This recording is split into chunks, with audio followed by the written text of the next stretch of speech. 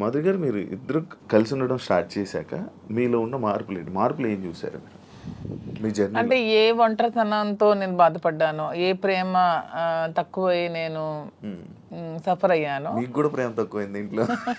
మరి ఇద్దరు వేరే వేరేగా, ఒకరు ఫారెన్ లో ఒకరు ఇండియాలో ఉంటే ప్రేమ తక్కువ ఉంటుంది. వైఫ్ అండ్ హస్బెండ్ అంటే దగ్గరగా ఉంటాయి కదా బాండ్ అనేది. అంటే లాంగ్ డిస్టెన్స్ లవ్ స్టోరీస్ అని ఇప్పుడు రీసెంట్ గా బాగా వైరల్. నాకు అలాంటివి నచ్చవు. కొంతమంది ఒక్కొక్క స్టోరీస్ నచ్చుతారు. మీకు లాంగ్ డిస్టెన్స్ స్టోరీస్ నచ్చవు. స్టోరీ లేదు. నాకు మాత్రం నా పక్కనే హస్బెండ్ ఉండాలనే ఫీలింగ్ తో ఉన్న అమ్మాయి నేనైతే మొదటి నుంచి ఉన్నాను. సో నాకు ఎవరైతే నేను శ్రీనివాస్ గారితో నా లైఫ్ స్టార్ట్ చేశానో, నా జర్నీ, అప్పటి నుంచి నాకు హ్యాపీనెస్ కానీ, మీరు అన్నట్టు నా ఒంటరితనం పోయి నాకు అంటూ ఒక తోడు దొరికింది. హ్యాపీగా ఉన్నాను. నన్ను వదిలే ఏ రోజు కూడా ఎక్కడికి ఇంతవరకు ఈ 4 yearsలో ఎప్పుడు ఎక్కడికి పోలేదు. ఎప్పుడు నాతోనే ఉంటారు. ఎక్కడికి వెళ్ళినా ఇద్దరం కలిసే ట్రావెల్ చేస్తాం. ఏ పనైనా ఇద్దరం కలిసే చేస్తాం.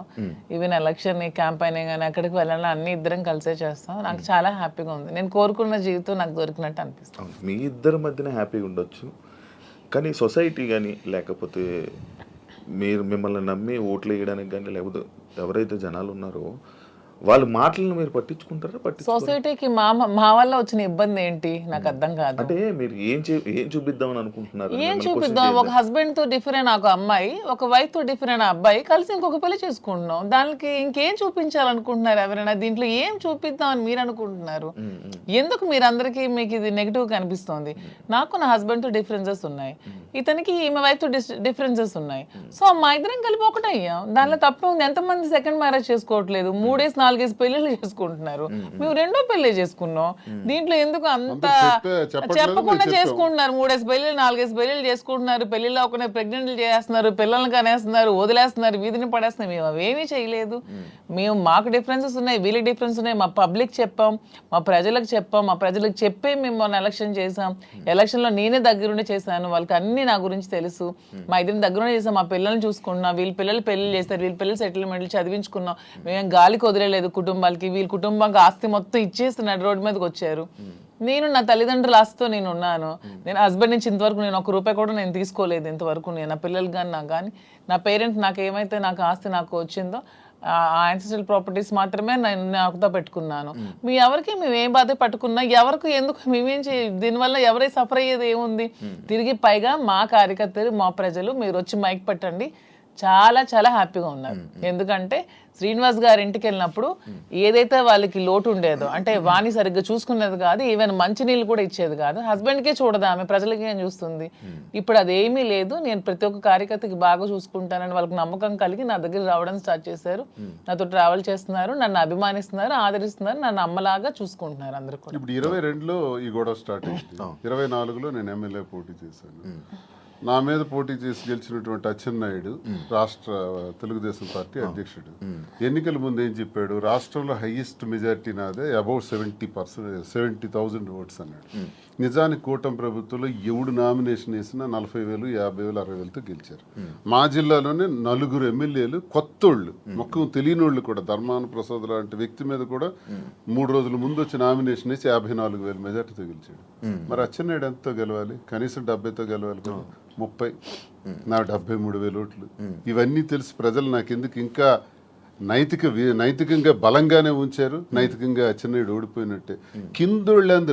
కిందోళ్ళందరికి ఒక్క 15 రోజుల ముందు వచ్చిన వాళ్ళందరికి కూడా 40,000, 50,000 మెజారిటీలు వచ్చి నీకేం 30,000? అంటే ప్రజలే 1,000 వ్యతిరేకించుంటే అచ్చెన్నాయుడికి 70,000 రావాలి కదా. ఇంత వేవ్లో కూడా అచ్చెన్నాయుడు అతి తక్కువ ఓట్ల తేడాతో గెలిచాడు కదా. సో నేను గతసారి ఎంపీకి పోయినా 3,100 తేడా నాది. వాళ్ళకి మాకు ఎప్పుడు వెరీ లెస్ మార్జిన్, 3,000, 3,500. సో వీడు ఇలాంటోడు సంఘ వ్యతిరేకమైన పని చేసాడు, కొట్టండి అనుకుంటే నాకు 20-30,000 ఓట్లకి తగ్గి కుదించేసి ఆయనకు 1,00,000 మెజారిటీ ఇవ్వచ్చు. అది జరగల ఇంత వేవ్లో కూడా. అదే మాకు ప్రజల్లో. అయినా పర్సనల్ లైఫ్ ని ప్రైవేట్ లైఫ్ కి ఏంటి సంబంధం అండి? ఇది మా ఫ్యామిలీస్ మధ్యలో ఉన్న డిస్టర్బెన్సెస్ మేము ఒకటే. పర్సనల్ లైఫ్ ప్రైవేట్ రహస్యంగా ఉంటూ అబద్ధాలు ఎవడైతే ఆడతాడో వాడు దొంగ. పర్సనల్ లైఫ్ ని ఓపెన్ గా తెరచిన పుస్తకంలో జనం ముందు చెప్పేస్తే దొంగలు ఎలా అవుతాం మేము? వాస్తవం చెప్పిన వాళ్ళు అవుతాం. ప్రజలే గుర్తించారు, ప్రజలే గౌరవిస్తున్నారు. ఈ రోజు మాకున్న గౌరవం పెరిగింది సమాజంలో. ప్రతి ఒక్కళ్ళు ఎక్కడ చూసినా సార్ ఒక సెల్ఫీ అంటారు. కార్లను ఓవర్టేక్ చేసుకుని పరిగెట్టుగా స్పీడ్గా వచ్చి ఫోటో కావాలని అడుగుతున్నారు. డాక్టర్స్, ఇంజనీర్లు, పెద్ద పెద్ద ఎంప్లాయీస్, ఉన్నత స్థాయి వాళ్ళు, పోలీస్ ఆఫీసర్స్, పెద్ద పెద్దోళ్ళు కూడా. ఒక పెద్ద ఆఫీసర్ అయితే మొన్న చేయి తీసుకొని గుండె మీదలో పెట్టుకొని పెద్దగా ఊపిరి తీసాడు. ఏం సార్ ఏంటి అంత ఎమోషన్ అవుతున్నారు ఏంటంటే, మీరంటే నాకు ఇష్టం సార్. ఆయన ఏం అర్థం చేసుకున్నారు? పెద్ద ఆఫీసర్. ఇంకా చాలా మంది పేర్లు చెప్పకూడదు. వాళ్ళు ఏం అర్థం చేసుకున్నారు? ప్రతి ఒక్క జీవితంలో కూడా కథ ఉంది. ఆ కథ చాలా మంది చెప్పలేక భరిస్తున్నారు. మేము చెప్తాం. ఇప్పుడు మీరు ఇన్స్పిరేషన్ అంటారు, చాలా మందికి ఇన్స్పిరేషన్. ధైర్యంగా కాకపోతే బతకండి. ఆ ఆవేశం ఎలా వస్తుంది? వాళ్ళ కళ్ళల్లో ఆర్ద్రత ఎలా వచ్చింది? ఆ సంతోషం ఎలా వచ్చింది? 1600 ఉన్నటువంటి యూట్యూబ్ మా ఫాలోవర్స్ ఈ రోజు లక్షలా దాటారు. 1,45,00,000 వ్యూవర్షిప్ ఎలా వచ్చింది? ఇదంతా ఎక్కడి నుంచి వచ్చింది? అభిమానంతో వస్తుంది. అభిమానమా కాంట్రవర్సీ అంటారు? కాంట్రవర్సీ ఎందుకు రావాలంతా? ఫాలో అప్ ఎందుకు చేయాలి? న్యూస్ కదా, లేటెస్ట్ న్యూస్ కదా, లేటెస్ట్ రెండు ఉంటాయి, రెండు ఉంటాయి. ప్రతి ఒక్కరికి రెండు ఉంటాయండి. ఎవరికైనా సినిమాకి రెండు కోణాలు ఉంటాయి. ఏ మనిషికైనా సరే విమర్శలు ఉంటాయి, పొగడ్తలు ఉంటాయి, రెండు ఉంటాయి. అవన్నీ బ్యాలెన్స్ చేసుకొని వెళ్తేనే జీవితం. రావణుణ్ణి మెచ్చింది ప్రజలే, రాముణ్ణి మెచ్చింది ప్రజలే. రెండు ప్రజలే. మీకు రావణుడు ఇష్టం ఉండొచ్చు, నాకు రావణాసుడు అంటే ఇష్టం. ఎవరి లైఫ్ స్టైల్ వాళ్ళది. నాకు రావణాసుడు హీరో, నేను హీరోగా చూస్తాను. సార్కి రాముడు అంటే హీరో. అది ఎవరి ఇష్టం వాళ్ళది. ఆయన ఎలా చూస్తున్నారు? రాముడు అనుకుంటున్నారు, రావణాసుడు? నేను డిఎస్ఏ అనుకున్నాను. డిఎస్ కి ఒక బ్రాండ్ ఉంది, దువ్వాడ శ్రీనివాస్ అంటే ఒక బ్రాండ్. ఎవరితో కంపేర్ చేయను. ఈ స్పెషల్ అంటే. సార్ మీ బిజినెస్లు అన్నీ వదిలేసారా? వదిలేదు, అన్ని లాగేసుకున్నారు. మేమేం బిజినెస్ వదిలేదు. మైన్స్ నాది 25 years నుంచి మైన్స్ కంపెనీ. ఎప్పుడు మైన్స్ ప్రపంచ స్థాయిలో కూడా ఐకాన్ బ్రౌన్ గ్రానైట్ ఓనర్ గా మంచి పేరు ప్రఖ్యాతులు సంపాదించాం. మైన్స్ లో బాగా పీక్స్ కి వెళ్ళాను. ఈ గవర్నమెంట్స్ లో గవర్నమెంట్ ఉంటే ఒకలాగా, లేకపోతే రిజల్ట్ రోజు ఈవినింగ్ లాగేసుకున్నాను. 4వ తారీఖు ఎన్నికల ఫలితాలు వచ్చాయంటే ఆ సాయంత్రం కల్లా నా మైన్ ఒక్కసారి కొట్టి పంపించేశారు. ఈ రోజు వరకు పర్మిట్స్ ఇవ్వట్లా.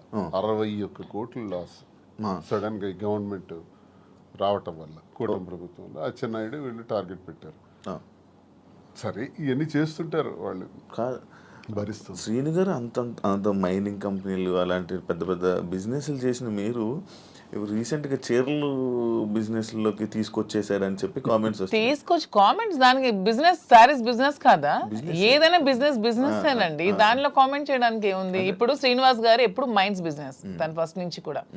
పర్లాకిముడిలో వరల్డ్ ఫేమస్ మెటీరియల్ తను అక్కడ ఉంది. పర్లాకిముడిలో తను క్వారీ చేశారు. ఆ క్వారీని కూడా ఇలా లిటిగేషన్స్ పెట్టి కేసులు పెట్టేసి ఇతను ఓడిపోగానే వాళ్ళ పార్టీ రాగానే టీడీపీ హయాంలో క్లోజ్ చేసేసారు. దాన్ని నిలదక్కుని పాపం మళ్ళీ కొత్తగా టెక్కల్లో స్టార్ట్ చేశారు. దాన్ని కూడా మొన్న రిజల్ట్ రోజు ఈవినింగే మొత్తం కూల్ చేశారు. కోర్టులో కాంట్రాక్ట్స్ వర్క్స్ చేశాం మేమిద్దరం. దాన్ని ఆపేశారు. సో ఇంకేం చేయాలి? నాకు ముందు నుంచి కూడా ఈ శారీస్ విషయంలో నాకు ఒక ప్యాషన్ ఉంది. నాకు ఒక ఫ్యాషన్ మీద ఒక ప్యాషన్తో, ఇంట్రెస్ట్తో నాకు ఈ శారీ స్టోర్ పెట్టాలని ఎప్పటి నుంచో ఆలోచన ఉంది. దట్టు ఈ శారీస్ బిజినెస్ ఏంటి, పాలిటిక్స్కి సంబంధం లేకుండా ఉండే బిజినెస్, పీపుల్కి మాకు, పబ్లిక్కి మాకు రిలేటెడ్గా ఉండే బిజినెస్ అనేది ఈ శారీస్ బిజినెస్. ఎందుకంటే మేము పబ్లిక్ ఎంత ఫెయిర్గా ఉంటే వాళ్ళు నచ్చితే మా దగ్గరికి వస్తారు, కొనుక్కుంటారు, వెళ్తారు. సో దీనిలో పొలిటికల్ ఇంటర్ఫీరెన్స్ అంటూ ఏమీ ఉండదు. సో అందుకని నేను శ్రీనివాస్ గారికి ఇంతవరకు మనం మైండ్స్ ఇవన్నీ చేసాం, చేసి ఎప్పుడు కోల్పోతూనే ఉన్నాం, ఎప్పుడు కూడా నిలదొక్కుకోలేదు. ఈ 4 years లో కూడా 30-40 crores వరకు పెట్టాం, లాస్ అయిపోయాం. మళ్ళీ ఇదే స్టార్ట్ చేసాం. మళ్ళీ నెక్స్ట్ టైం పార్టీ వస్తుందో రాదో, మళ్ళీ ఏమవుతుంది, పొలిటికల్గా ఇబ్బంది పడుతున్నాం. కాబట్టి ఇదన్నిటికీ డిఫరెంట్గా మనం తెలంగాణ అంటే ముందు నుంచి శ్రీనివాస్ గారికి నాకు హైదరాబాద్ మా ఫేవరెట్ ప్లేస్, మా ఇద్దరికి కూడా. హైదరాబాద్ ప్రజలు కూడా చాలా మంచి మనసున్న మనుషులు, ఎవరు వచ్చినా ఆదరిస్తారు. బ్రతకడానికి బ్రతుకు తెరువునిస్తుంది హైదరాబాద్. అదొక చాలా పెద్ద ప్రపంచం హైదరాబాద్ అనేది, చాలా మందికి లైఫ్ని ఇస్తుంది. సో ఈ ప్లేస్ని మనం చూస్ చేసుకుందాం. వెన్ కంపేర్ టు నాకున్న ఫ్యాన్ ఫాలోయింగ్లో ఒక 10% ఆంధ్రాలో ఉంటే 90% నాకు హైదరాబాద్లోనే ఉన్నారు. అంత మంచిగా నన్ను ఆదరిస్తున్నారు. సో మనం ఫస్ట్ బిజినెస్ హైదరాబాద్లో స్టార్ట్ చేద్దాం. నాకు ఇంట్రెస్ట్ ఉంది, మీరు కొంచెం సపోర్ట్ చేయండి. అపార్ట్ ఫ్రమ్ యువర్ పాలిటిక్స్ నా కోసం ఒక 10% టైం మీరు కేటాయించి బ్యాక్ ఎండ్లో ఉంటూ నాకు సపోర్ట్ చేయండి అని చెప్పాను. చెప్పగానే శ్రీనివాస్ గారు కూడా దీనికోసం మేము 5-6 months నుంచి దీని మీద మేము వర్కౌట్ చేసాం. కొన్ని షాప్స్కి తిరిగాం. వీవర్స్ ప్రైస్ కంటే కూడా వీళ్ళు ఎక్కువ ప్రైస్కి అమ్ముతున్నారు షాప్స్, రిటైలర్స్. అవన్నీ బ్రేక్ డౌన్ చేసి పబ్లిక్ కి మనకు గుడ్ రిలేషన్షిప్ లా ఉండాలనే ఆలోచనతో డైరెక్ట్ గా వీవర్స్ దగ్గరికి వెళ్ళి మాట్లాడి మేమే మగ్గాలవి ఏర్పాటు చేసుకొని మేమే మెటీరియల్ ఇస్తూ వీవర్స్ ని కూడా బ్రతికిద్దామనే ఆలోచనతో వాళ్ళతో శారీస్ మేమే దగ్గరుండి వీవింగ్ చేయించుకొని ఆ ఓవెన్ శారీస్ని పెట్టి మేము శారీ స్టోర్ పెట్టి ఓపెన్ చేసి ప్రజలందరికీ కూడా క్వాలిటీతో అండ్ తక్కువ ప్రైస్లో ఇద్దామని నిర్ణయించుకొని ఈ శారీ స్టోర్ అనేది ఓపెన్ చేస్తున్నాం. ఫస్ట్ బ్రాంచ్ మదీనాగూడలో స్టార్ట్ చేస్తున్నాం. విత్ ఇన్ 3 months జూబ్లీ హిల్స్లో స్టార్ట్ చేస్తాం. విత్ ఇన్ ఇంకొంచెం రోజుల్లో ఇంకొక 4-5 బ్రాంచెస్ కూడా ఎస్టాబ్లిష్ చేయాలన్న ఆలోచనతోనే ఉన్నాం. అంతేగాని శారీస్ బిజినెస్ అనేది తక్కువగా చూడండి. కూర్చోడానికి కాదు, అంటే ఒక మంచి గ్రేట్ లీడర్ శ్రీకాకుళంలో మంచి దువ్వాడ శ్రీని గారు అంటే మంచి నేమ్ ఉంది. అంత లీడర్లా ఉండేవాళ్ళు. ఆయన నోట్లో నుంచి ఎప్పుడు లైక్ జనాల దగ్గరికి వెళ్ళి అవి ఇవి వినేవాడు. కాకపోతే మైనింగ్ కంపెనీ బిజినెస్ చేసేవారు, ఒక మంచి బిజినెస్ మ్యాన్ అనుకునే వాళ్ళం. కానీ అలాంటి ఆయనతో నోట్లో నుంచి మేము ఇలా శారీ బిజినెస్ చేయబోతున్నాం ఇలా చెప్తుంటుంటే ఎలా ఉండే ఆయన్ని ఎలా చేశారు, ఎలా ఉండే ఆయన ఎలా చేయడం. బిజినెస్ అనేది ఏదైనా బిజినెస్, అది ఏదైనా చిన్న ప్రొడక్ట్ అయినా పెద్ద ప్రొడక్ట్ అయినా బిజినెస్ అనేది బిజినెస్ కింద క్యాలిక్యులేట్ చేయాలి. అది చీర జాకెట్టా లేకపోతే ఇంకేంటా అని చూడకూడదు. బిజినెస్ నాకు దీంట్లో ఇంట్రెస్ట్ ఉంది. ఇంతవరకు మైండ్స్ లో అతనికి ఇంట్రెస్ట్ ఉంది, మైండ్స్ వల్ల కోల్పోయాం. సో నా ఇంట్రెస్ట్ ఒకసారి వచ్చి చూడండి, చేద్దాం. మీకు తనకి ప్రజలే ఇష్టం, తనకి ప్రజాజీవితం ఇష్టం, ఇది కూడా ప్రజలకు లింకప్ అయ్యేది. మా కింద 100 మంది పనిచేస్తారు, మా ప్రజా సంబంధాలు ఇంకొంచెం బాగుంటాయి, ఇంకొంచెం మనకి పీపుల్ తో బాండింగ్ పెరుగుతుంది. వాళ్ళు కూడా మనం తక్కువ ప్రైస్ కి ఇస్తే ఓకే, శ్రీనివాస్ గారు మోదీ దగ్గరికి వస్తే మనకు తక్కువ ప్రైస్ కి శారీ వస్తుందని గుడ్ విల్ మనకు వస్తే చాలు, కోట్లు సంపాదించాల్సిన అవసరం లేదనే ఉద్దేశంతో శారీ స్టోర్ ఓపెన్ చేస్తాం. ఓకే, అంటే ఈ బిజినెస్కి దువ్వాడ గారు 3-4 కోట్లు ఎంతో ఇచ్చారు. ఆయన డబ్బులు ఇచ్చి ఈ బిజినెస్ కోసం శ్రీనివాస్ గారు ఎవరేమనుకున్నా నాకు అనవసరం. శ్రీనివాస్ గారు అన్ని ఆస్తులు వానికి రాసిచ్చేసి వచ్చేసారు. With empty hands he came out. అక్కడి నుంచి మా లైఫ్ని మళ్ళీ మేము ప్రారంభించుకున్నాం. దీనికోసం మా పేరెంట్స్ ఇచ్చిన ప్రాపర్టీస్ మాత్రమే నేను సేల్ చేసి బిజినెస్లో పెడుతున్నాను. అలానే నాది వేరు శ్రీనివాస్ గారు వేరని మాకు లేదు. మీరు అడిగిన క్వశ్చన్కి ఆన్సర్ చెప్పాం. మా ఇద్దరు తన దగ్గర ఎన్ని కోట్లున్నా నాకు ఇస్తారు. ప్రెసెంట్ లేవు, లాగేసుకున్నారు అందరూ. ఉంటే నాకు ఇస్తారు ఖచ్చితంగా. సో నా దగ్గర ఉన్న ప్రతిదీ అతనిదే. మా ఇద్దరి మధ్యలో నీది నాది అనే తేడా లేదు. అయినా మా ఇద్దరు ఇప్పుడు మొగుడు పల్లాలి. మా ఇద్దరు నాదైనా ఒకటి అతనిదైనా ఒకటి, ఎవరికి సంబంధం లేదు. ఎవరు డబ్బులు పెడితే మీకేంటి ప్రాబ్లం? మీ బిజినెస్ చేస్తున్నావా, మంచి ప్రొడక్ట్ అందిస్తున్నావా అనేది మీరు చూడండి. డబ్బు గురించి ఆయనకి దగ్గర అయ్యారని కూడా టాక్. అది ఫేక్, అదే చెప్తున్నాను కదా. మీరు కావాలంటే అన్ని మొత్తం డాక్యుమెంట్స్ అవన్నీ వెనక్కి తీసుకోండి. ఆస్తులన్నీ రాసిచ్చి తను చెప్తున్నాను 0 బ్యాంక్ బ్యాలెన్స్ తో వచ్చారు నా దగ్గరికి. అందుకే నేను అంటున్నాను, మా బంధం మీరు ఎన్ని కామెంట్ చేసుకున్నా మాది 100% ప్యూర్ లవ్. ఎందుకంటే నేను అతని నుంచి ఏది ఆశించలేదు, 1 రూపాయి ఆశించలేదు. అతను పదవిలో లేరు, నేను పదవిని ఆశించడానికి. అతను డబ్బులు లేవు, డబ్బు ఆశించడానికి. ఏమి ఆశించుకున్నా 100% అతని మనసు, అతని వ్యక్తిత్వం, అతని హానెస్టీ, అతని హంబుల్నెస్ ఇవే చూసి నేను ఇష్టపడ్డాను. దాంతోనే ఇప్పుడు కలిసి ఉన్నాం. అతని దగ్గర ఏ ఆస్తులు లేవు, అన్ని బాణీకి ఇచ్చేసి వచ్చేసారు. ఇటీవల కాలంలో ఒక 2 కోట్ల రూపాయలు విలువైన 2.5 కోట్ల విలువైనటువంటి ఒక అసెట్ విశాఖపట్నంలో అమ్మారు. అలాగే శ్రీకాకుళంలో కూడా కొన్ని ల్యాండ్స్ అమ్మారు. అమ్మి ఈ డబ్బులన్నీ కూడా అక్యుములేట్ చేసి ఈ బిజినెస్ లో మా ఫాదర్ నాకు ఇచ్చిన ప్రాపర్టీస్ అన్ని నేను ఇప్పుడు అమ్మేశాను. ఎప్పటి నుంచో మా ఫాదర్ నాకు ఇచ్చే 2009 నుంచి అవి నా పేరు మీద ఉన్నవి. ఇప్పుడు బిజినెస్ కోసం నేను అమ్మేసి మరి బిజినెస్ స్టార్ట్ చేశాను. అంటే మీరు స్టార్టింగ్ అంటే ఆయనకి పరిచయం అవ్వక ముందు నుంచి, రాజకీయంలోకి రాకముందు నుంచి మీరు మేము ఫైనాన్షియల్ గా వెల్ సెటిల్డ్. మా ఫాదర్ వాళ్ళు వెల్ సెటిల్డ్, మా హస్బెండ్ వాళ్ళు కూడా వెల్ సెటిల్డ్. అన్ని వెల్ సెటిల్డ్ ఫ్యామిలీ ఫైనాన్షియల్ గా. మాకు ఫైనాన్షియల్ గా ప్రాబ్లమ్స్ కానీ ఏమి కూడా లేవు, ఎప్పుడు కూడా లేవు. వెల్ సెటిల్డ్ ఫ్యామిలీనే. ఇప్పుడు వీటి కోసం మేము ఆస్తులు అమ్మాల్సి వచ్చింది, లేకపోతే ఆస్తులు అమ్మాల్సిన అవసరం కూడా లేదు. ఎందుకంటే ఎలక్షన్ లో ఉన్న డబ్బులు కొంచెం ఉంటే అవి కూడా కోల్పోయాను. మా ఇద్దరు ఉండడానికి ఇల్లు కూడా కట్టుకున్నాం, దానికోసం కొంచెం డబ్బులు పట్టవలసి వచ్చింది. సో ఇప్పుడు మళ్ళీ బిజినెస్ స్టార్ట్ చేయడానికి ఈ ప్రాపర్టీస్ అమ్మాల్సి వచ్చింది. లైక్ అంటే ఈ కామెంట్స్ రావడానికి గల రీజన్స్ ఏంటంటే, మీరు అది కొన్ని వీడియోస్ మీ డ్యాన్స్ చే సంబంధించిన వీడియోస్ కొన్ని సోషల్ మీడియాలో వైరల్ అవ్వడం జరుగుతుంది. అది మీరేనా? అది ఇప్పటికీ చెప్తున్నాను, అది నేను కాదు. అసలు ఆ మనిషి కూడా నాలాగా లేదు. అది ఎందుకు ఎవరికి అనిపించింది, ఎవరికి పెట్టాలనిపించిందో కావాలనే కూటమి ప్రభుత్వం వాళ్ళే ఖచ్చితంగా దీన్ని ఈ పిల్ల సైనికులు ఉంటారు కదా, బచ్చగాళ్ళు, ఆ బచ్చగాళ్ళు ఈ కొంతమంది కలిపి ఐటీడీపీ అని ఏదైనా పేజ్లో పెట్టి అనవసరంగా ట్రోల్ చేశారు. అలానే డాన్స్ చేసే అమ్మాయిని నేనేం కామెంట్ చేయట్లేదు. నాకు రికార్డింగ్ డాన్స్లు నాకు స్టేజ్ల మీద డాన్స్ చేసుకోవాల్సిన అవసరం నాకైతే ఎప్పుడూ లేదు. ఎనీబడి కెన్ ప్రూవ్ చేసుకోండి. సార్ అప్పుడే చెప్పారు ప్రూవ్ చేసుకుంటే నేను 1 crore rupees వాళ్ళకి గిఫ్ట్ ఇస్తానని. ఇప్పుడు ఈ మధ్య మొన్న ఛానల్లో కూడా అడిగారు. నాకు అవసరం లేదు.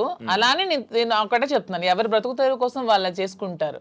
ఇదే డాన్స్ స్టేజ్ మీద పబ్లిక్ గా బట్టలు ఇప్పి చేస్తున్నారు, వాళ్ళేమో హీరోయిన్లు అంటున్నారు. స్టేజ్ మీద చేస్తే స్టేజ్ రికార్డింగ్ డాన్సర్లు అన్నారు, నానా రకాల పేరు పడుతున్నారు. నేను ఎవరు అమ్మాయిని కామెంట్ చేయట్లేదు. నాకైతే మీరు వెళ్ళి మా ప్లేస్ లో ఎంక్వైరీ చేసుకోండి, నేను పుట్టిన ప్లేస్ లో మా అత్తగారి ప్లేస్ లో. ఈ విమర్శలు చేసేవాళ్ళు ఎవరైనా ఆ అమ్మాయి మాధురి అని ప్రూవ్ చేస్తే 1 crore ఇస్తాం. ఒకవేళ వాళ్ళు ప్రూవ్ చేయలేకపోతే వాళ్ళు సరెండర్ అవుతామంటే అమ్మాయి ఎవరో కూడా మేమే తెచ్చి పెడతాం. ఎందుకు అమ్మాయిని బయటికి లాగాలి, పెళ్లి చేసుకుని హ్యాపీగా ఉంది కాబట్టి. మాకు అమ్మాయి తెలుసు, అది ఏ రికార్డింగ్ డ్యాన్స్ ట్రూపో కూడా తెలుసు. కానీ అలాగ అమ్మాయినే మాధురి అని చూపించిన వాళ్ళకి నేను అంటున్నాను 1 crore మీకు బహుమానం కింద ఇస్తాను, దయచేసి అది ప్రూవ్ చేయండి అంటున్నాను. అంటే చీట్ ట్రిక్స్ ప్లే చేయడం, ట్రోల్ చేసి ఎందుకు అలా ట్రోల్ చేయాల్సిన అవసరం ఏముందో నాకు అర్థం కాదు. అలా చేస్తే ఏమొస్తుంది? అంటే ఇప్పుడు మాధురికి నాకు మేము ఒక మనసుతో ఉన్నాం కదా, మరి అలా చేస్తే ఏమొస్తుంది మీకు? ఎవడా చేసేవాడు? ఎవడు? రికార్డింగ్ డాన్స్ చేసే అమ్మాయిని పెళ్లి చేసుకుని రికార్డింగ్ డాన్స్ అమ్మాయిని దువ్వాల్సిన పెళ్లి చేసుకుని నీకేంటి నొప్పి? పెట్టినోడికి ఏంటి నొప్పి? అలాగైతే మీరు ఆ డాన్స్ చేసి మీరే ఒప్పుకున్నట్టు. నేను కాదు కదా,